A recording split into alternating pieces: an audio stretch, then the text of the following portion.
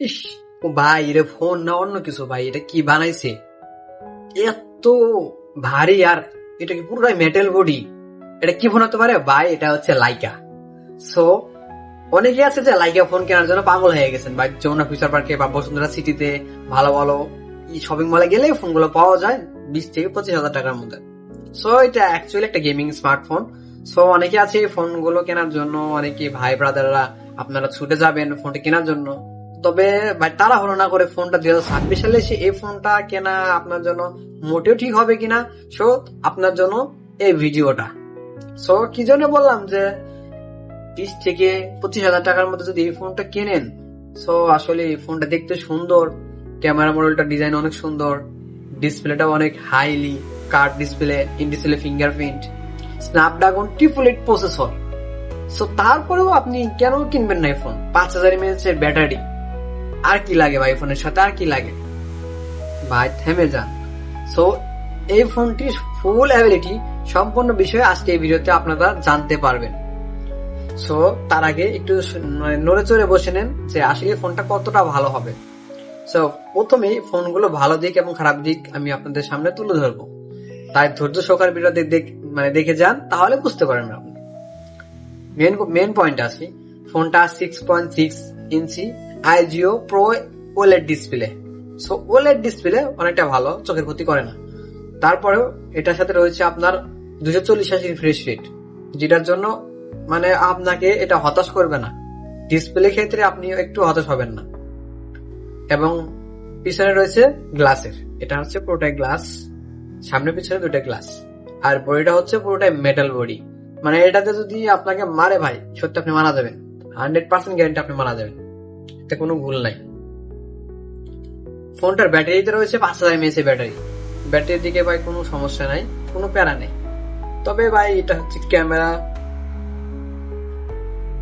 এটার main primary camera হচ্ছে আপনার 20 মেগাপিক্সেল, সাথে একটা ডিএফ সেন্সর রয়েছে, সেটা হচ্ছে 2 মেগাপিক্সেল। এবং ফর ফেসিং ক্যামেরাতে এটা হচ্ছে আপনার 10 মেগাপিক্সেল।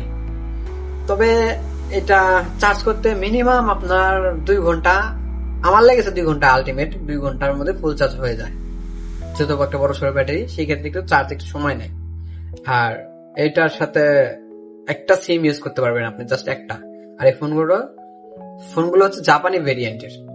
সো ফোনটা 2021 সালে লঞ্চ করে তারা। এটা হচ্ছে ফোনটার নাম হচ্ছে Laika let's on, so Laika 1। এখন এই ফোনটা আপনি কেন করবেন না, এই বিষয়ে একটু আসি।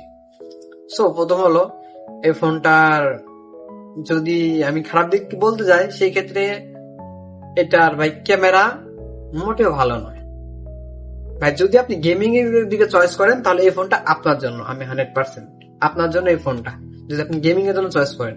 আর যদি ভাই বলেন না গেমিং এর পাশাপাশি আপনি ক্যামেরা ভিডিও শুট করবেন, ব্লগ ভিডিও বানাবেন, তাহলে ভাই আপনার জন্য এই ফোনটা নয়। যদি ভাবেন যে আপনি শুধু গেমিং এর জন্য করবেন এবং টুকটাক সোশ্যাল মিডিয়া ইউজ করবেন, তাহলে এই ফোনটি আপনার জন্য। এখন আমি ক্যামেরাতে কেন খারাপ বললাম? এত বড় একটা লেন্স দিয়ে রাখছে, তা সত্ত্বেও ক্যামেরাটা খারাপ।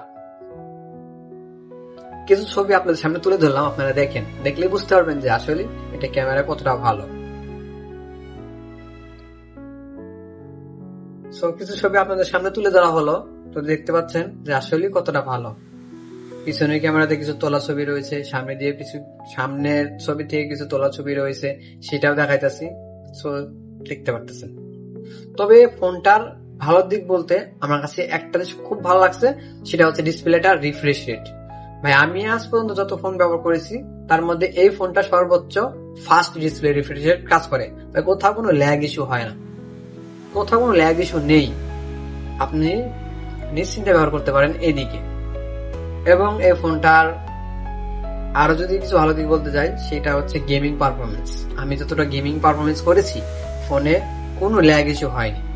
এবং এই ফোনটা গেমিং করতে গেলে তেমন হিট জেনারেট হচ্ছে না, যেহেতু পুরোটা মেটাল বডি, সেক্ষেত্রে গ্লাস হিট হওয়ার অনেকটাই মানে স্বাভাবিক। তবে এই ফোনে আমি হিট ইস্যু পাইনি, এই দিকে আপনি নিশ্চিন্তে নিতে পারেন।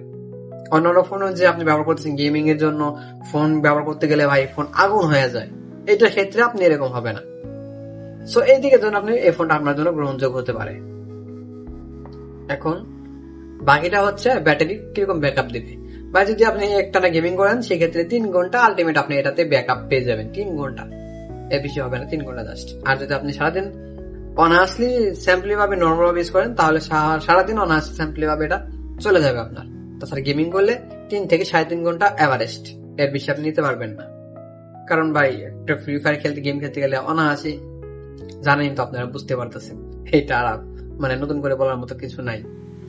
সো এখন ডিপেন্ড করে আপনার উপর যে আপনি 20,000 টাকা দিয়ে বা তার উপরে কিছু টাকা দিয়ে আপনি ফোনটা কিনবেন কি কিনবেন না। ভালো দিক, জাস্ট ফোন ব্যবহার করে মজা পাবেন, ডিসপ্লে ক্ষেত্রে মজা পাবেন, গেমিং পারফরমেন্স করে মজা পাবেন, সব দিকে আলটিমেটলি প্রপারলি আপনি মজা পেলেও শুধুমাত্র আপনি ক্যামেরা দেখে হতাশ বা এই টাইমে হতাশ। বর্তমান সময়ে কিন্তু ক্যামেরা অতটা প্রয়োজন হয় না, তবে তারপরেও মানুষের ক্যামেরা যেন কেন জানি লাগে। আপনি এখন শুধুমাত্র তো একজন মানুষ ফোন পারচেজ করে না শুধুমাত্র একটা গেমিং এর উপর নির্ভর করে, সব দিকে বিবেচনা করে কিন্তু একটা ফোন মানুষ পারচেজ করে। সো ভাই টাকাগুলো জলে না ফেলে একটা ভালো ডিভাইস কিনতে পারেন। আর যদি বলেন যে না ভাই আমার ক্যামেরার প্রয়োজন নাই, মানে যেরকম আছে এরকম হলে হবে, তাহলে ভাই এই ফোনটা আপনার জন্য, ভাই আপনার জন্য নিয়ে যান। এখান থেকে তো নিতে পারবেন না, সো আপনি হয়তো বসুন্ধরা সিটি অথবা যমুনা ফিউচার পার্কে গেলে ফোনগুলো পারচেজ করতে পারেন। তবে এই ফোনগুলো 20-এর উপরে গেলেই বা 20-এর মধ্যে আপনারা এই ফোনগুলো পারচেজ করতে পারবেন। তবে জানি না আমার মতামত আপনাদের সাথে কেমন হয়েছে।